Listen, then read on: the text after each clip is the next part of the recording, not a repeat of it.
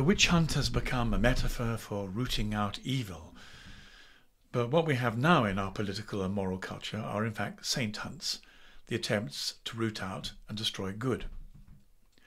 The latest one took place in Scotland as the SNP started the process of looking for a new leader.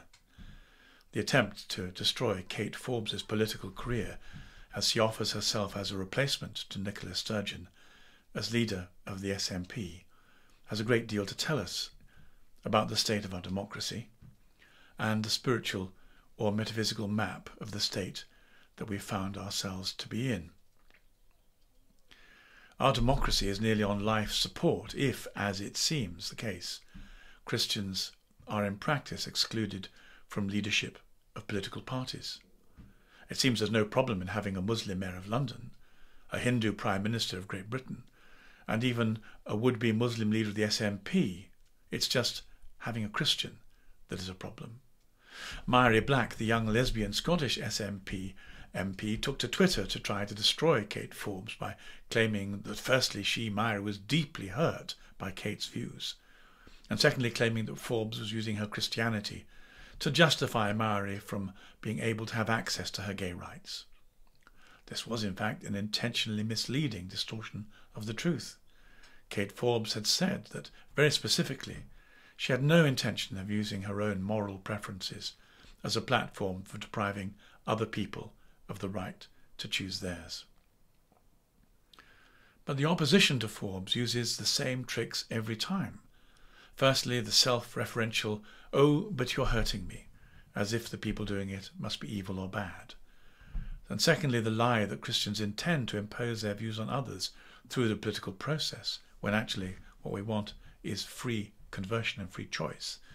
And thirdly, that it's the Christians who are unjust or immoral, and their religion is bad, and that carrying it into politics is a problem.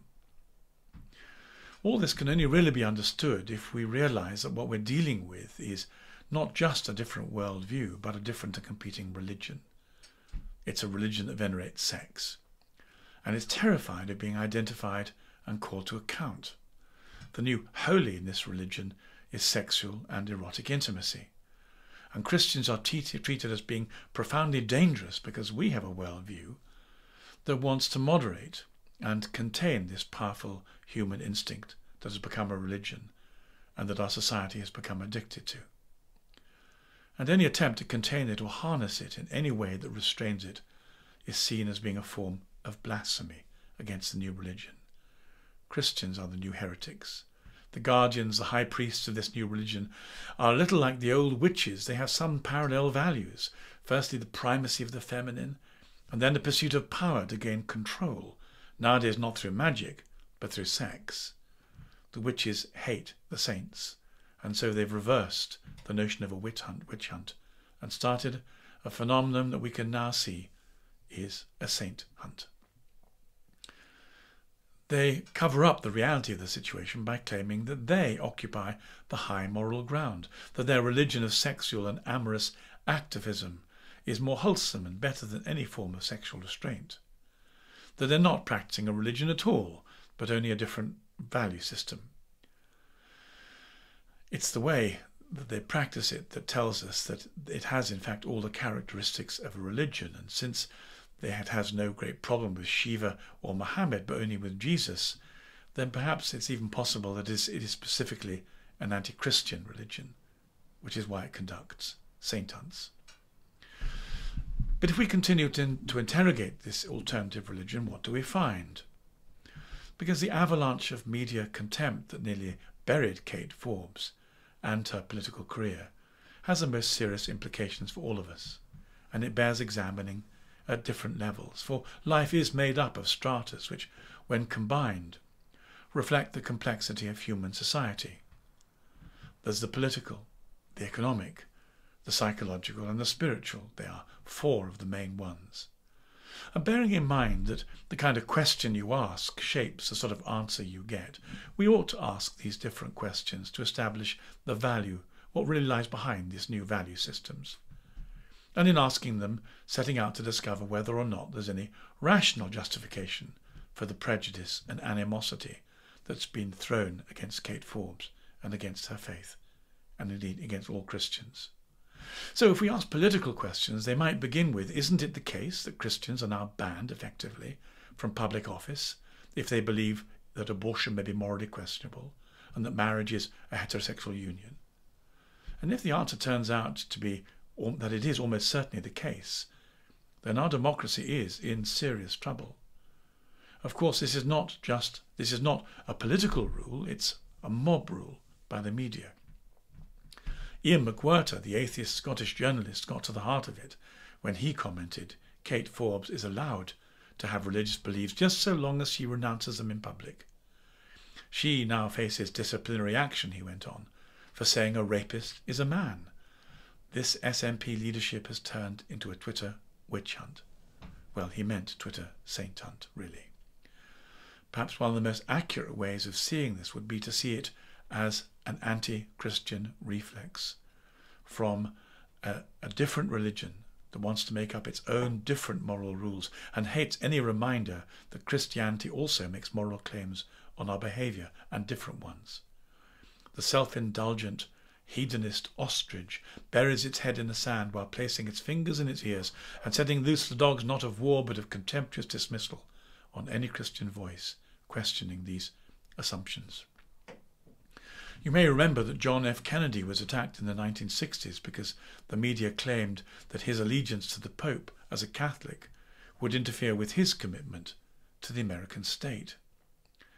Well, that was either stupidity, bigotry, or paranoia, or a mixture of all three. But it's a combination we continue to meet at the hands of today's press. Tim Farron was politically assassinated by the so-called inclusive, so-called all-welcoming Lib Dems for daring to be a Christian who believed in heterosexual marriage. But this isn't a rational conflict. A few days ago, when I was interviewed on the evening news programme, the presenter poured abject scorn on Kate Forbes for believing in heterosexual marriage. And when I asked the presenter why this subject of all subjects didn't permit questions being asked of it, or arguments being pursued, the response was, only a mad person would question the gains made by the sexual liberation and want to take us back to the past.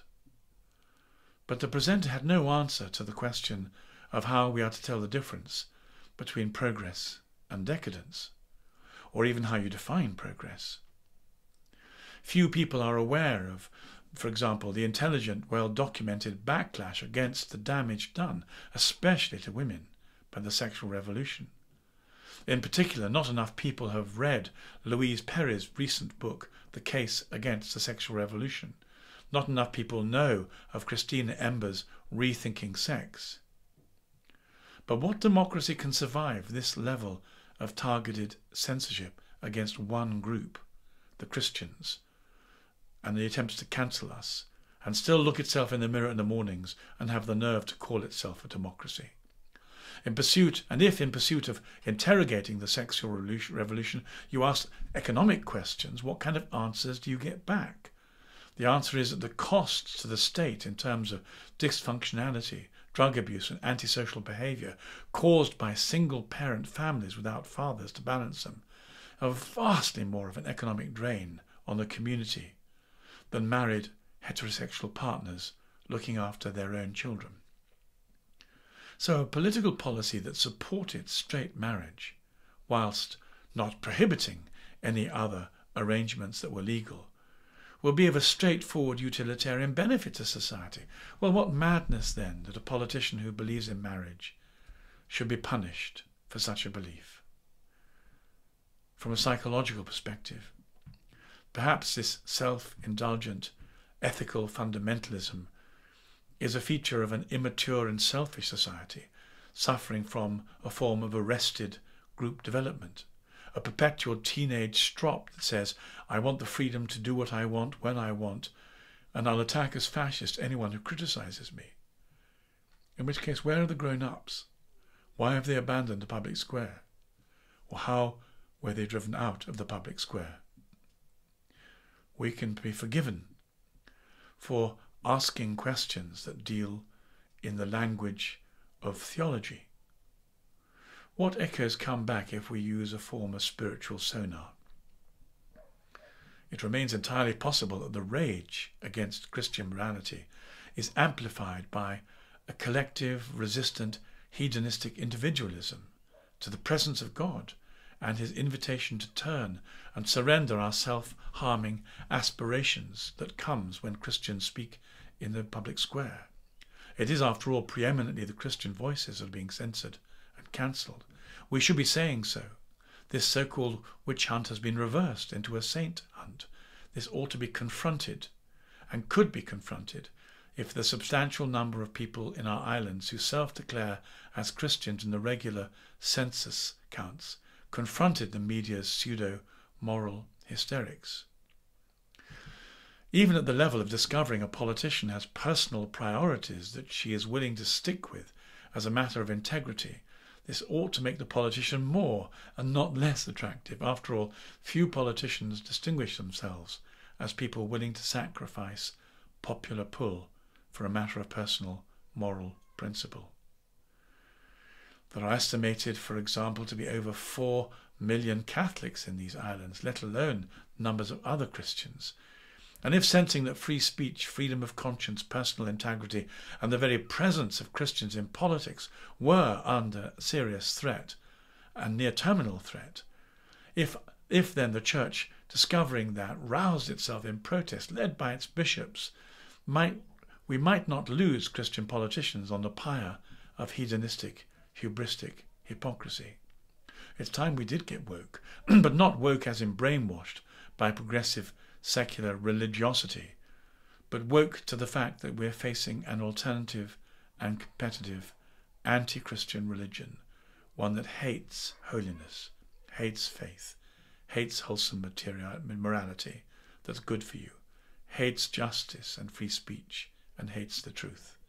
We need to call it out for what it is, and hope that we can awaken the consciences and the common sense of our neighbours to join us in keeping our democracy free and open and functional, our economics sound and sensible, our sanity balanced and mature, and our souls free to make their way towards heaven and not be compulsorily directed towards hell.